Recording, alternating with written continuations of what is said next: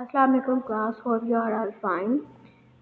Today we will discuss about your new topic. Students, hope so आपको पहले वाला lecture समझ आ गया होगा। अगर आपको नहीं भी समझ आया, अगर आपको उसमें कोई भी डिफ़िकल्टी है तो आप पूछ सकते हैं, मैं आपको उसको दोबारा से गाइड कर दूँगी। Let's start our new topic. हमारा आज का टॉपिक है केमिकल फार्मूला। केमिकल फार्मूला क्या होता है? आपको पता है कि केमिकल फार्मूला क्या होता है? जैसे हम लोग वाटर का एक केमिकल फार्मूला लिखते हैं H2O, जैसे कि आपको नीचे एग्जाम्पल में भी लिखा हुआ नज़र आ रहा है। इसमें हम लोग क्यों लिखते हैं? ताकि हमें पता चल सके कि हाइड्रोजन के कितने एटम्स इन्वॉल्व हैं और ऑक्सीजन के कितने एटम्स इन्वॉल्व हैं।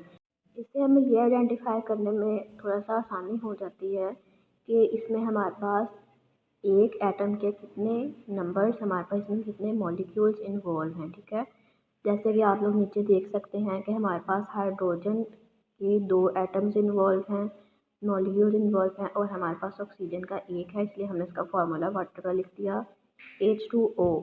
और ऑक्सीजन में हमारे पास 2 एटम्स हैं, इसलिए हमने इसका O2 लिख दिया। और कैल्शियम सल्फाइड में Ca और S, कैल्शियम सल्फाइड में और हमारे पास दोनों का एक एक एटम इन्वॉल्व है, तो इसलिए अगर हम इसका 1-1 लिख भी लेंगे तो कोई फ़र्क नहीं इसका पड़ेगा। अगर नहीं भी लिखेंगे तो इसलिए हमें पता चल रहा है कि दोनों का एक एक एटम इन्वॉल्व है। और जो ये नंबर्स लिखते हैं, हम हमेशा इनको सबस्क्रिप्ट में लिखते हैं, जैसे कि आपको हाइड्रोजन में भी नज़र आ रहा है और हमें ऑक्सीजन में भी नज़र आ रहा है। इसको हम लोग कभी भी ऊपर नहीं लिखते, हम लोग इसको हमेशा नीचे लिखते हैं। ओके, अब इसके बाद नेक्स्ट अपना टॉपिक डिस्कस करते हैं, formation of ions. Formation of ions ये कोई भी एटम क्यों करता है?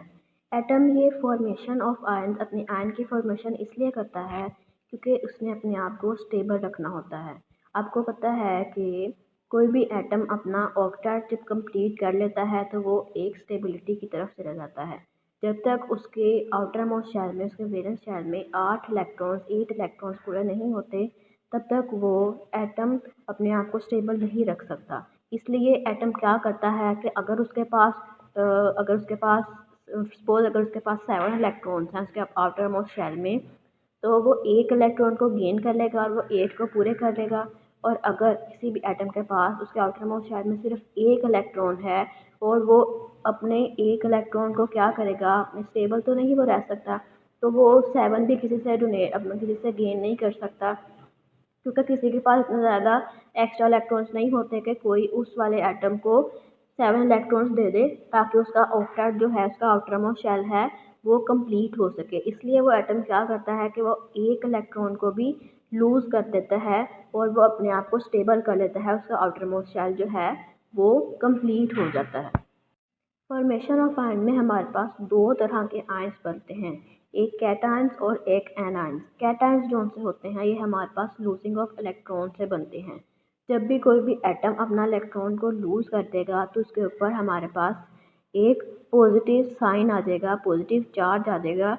और इसका क्या मतलब होगा? पॉजिटिव चार्ज से हमें हमें साफ जाहिर हो जाएगा, हमें इंडिकेट हो जाएगा कि ये जो सा है एटम, इसने इलेक्ट्रॉन को लूज़ किया है, इसलिए इसके ऊपर पॉजिटिव आयन आया है। जैसे कि आप लोग अपनी फिगर में भी देख सकते हैं कि सोडियम का आयन है, उसके आउटर मोस्ट शेल में एक्स के साथ उसने दिखाया हुआ है कि सिर्फ एक इलेक्ट्रॉन था, और एक इलेक्ट्रॉन था इसलिए क्या करेगा, किसी के पास इतनी ज़्यादा कैपेसिटी नहीं थी कि वो उसको 7 इलेक्ट्रॉन्स दे दे ताकि वो अपना ऑक्टेट कंप्लीट कर ले, तो इसलिए उसने एक अपना इलेक्ट्रॉन जो उसके आउटर मोस्ट शेल में था उसने वो लूज़ कर दिया और वो सोडियम आयन में कन्वर्ट हो गया। इसके ऊपर हमारे पास पॉजिटिव साइन।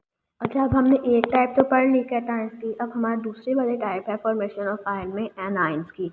एनायंस कैसे करेंगे? एनायंस ये हमारे पास कैसे बनेंगे? एनायंस ऐसे बनेंगे कि अगर कोई भी एटम हमारे पास जब इलेक्ट्रॉन को गेन करेगा तो उसके ऊपर नेगेटिव चार्ज आ जाएगा उसके ऊपर। ठीक है, इसका नेगेटिव चार्ज क्या इंडिकेट करेगा? हमें साफ जाहिर हो जाएगा कि इस एटम ने इलेक्ट्रॉन्स को गेन किया है। सपोज फॉर एग्जांपल अगर किसी के आउटर मोस्ट शेल में 7 इलेक्ट्रॉन्स थे और उसने अपने 8 इलेक्ट्रॉन्स ने अपने 8 इलेक्ट्रॉन्स को कंप्लीट करना था ताकि वो अपने आप को स्टेबल रख सके, तो वो क्या करेगा, वो 7 तो नहीं किसी को दे सकता, तो वो इसको सिर्फ एक की ज़रूरत थी, वो इसको सिर्फ एक इलेक्ट्रॉन की ज़रूरत थी, तो वो क्या करेगा, किसी से वो गेन कर लेगा, कोई उसको एक अपना इलेक्ट्रॉन दे देगा और वो वाला एटम अपना ऑक्टेट अपना अपना 8 इलेक्ट्रॉन्स को कंप्लीट कर लेगा और उसके ऊपर नेगेटिव साइन आ जाएगा। अगर students if you have any confusion you can ask me. अगर आपको कोई भी कन्फ्यूजन हो पिछले लेक्चर्स में भी इस लेक्चर्स में भी तो आप लोग मेरे से पूछ सकते हैं, मैं आप लोगों को दोबारा से एक्सप्लेन कर दूँगी, उसको दोबारा से गाइड कर दूँगी। Until then, Allah Hafiz, fi amanillah.